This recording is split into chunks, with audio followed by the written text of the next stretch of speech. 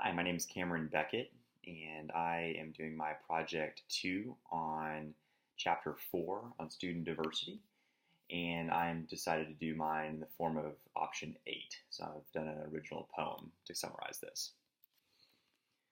So no two students could ever be the same. If they were all cut from the same cloth, wouldn't this teaching thing be sort of lame?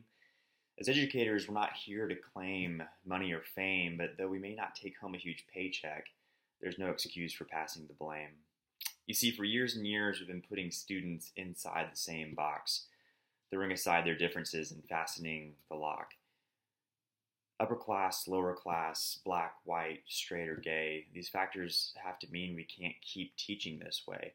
Now, I'm a teacher, and a green one at that. I'll be the first to admit that I struck out in my first at bat. You see, I came from a middle class home. School was about competition and taking home a trophy wrapped in chrome. My dad checked my math homework, and my mom always packed my lunch. College was never even a question. It was never even a hunch. So imagine my surprise when my middle class bubble was burst, standing in front of 23 urban students, some with situations that couldn't be worse. Students that weren't taught how to live in my middle class ways, though unfairly put in that box, and the result is their price to pay. You see, schools have always been designed to align with middle class folks like me, casting aside differences in culture, thinking my way is the way to be. But see, my middle class family has more in common with the same across the sea than my low income neighbor who lives just a mile down the street. Cultures are defined by their beliefs, behaviors, languages, and foods, all of which are beautiful and people should be proud to exude. So the thought that culturally different students should have to tailor the way they learn because of me, that's absurd. That's no way to lead.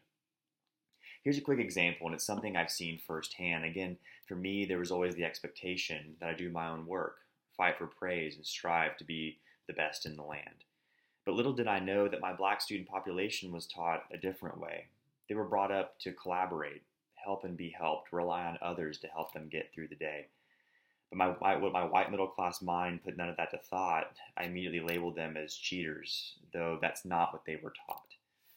And that's not to say that any student should be allowed just to avoid doing the work, but understanding their culture helps us show compassion and grace, not immediately accuse them of cheating like a jerk. Something else that opened my eyes was the idea of toxic stress.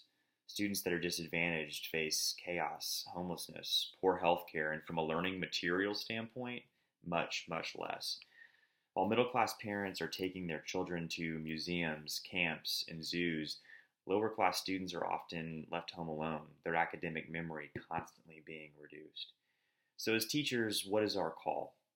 If some of these students are resilient, can we actually expect that from them all? It's our job to promote success, which is easier said than done.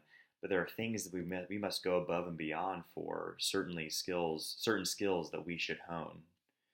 The biggest of which is communication and involvement with parents. Some just need a little guidance on parenting, some support, maybe some hints. Learning must take place at home, and even if it's just reading part of a book together each night, improvements will happen, as studies have shown. Whether it be family workshops, newsletters, or positive calls on student success, these small steps go a long way to breaking down barriers and really push teachers to perform their best.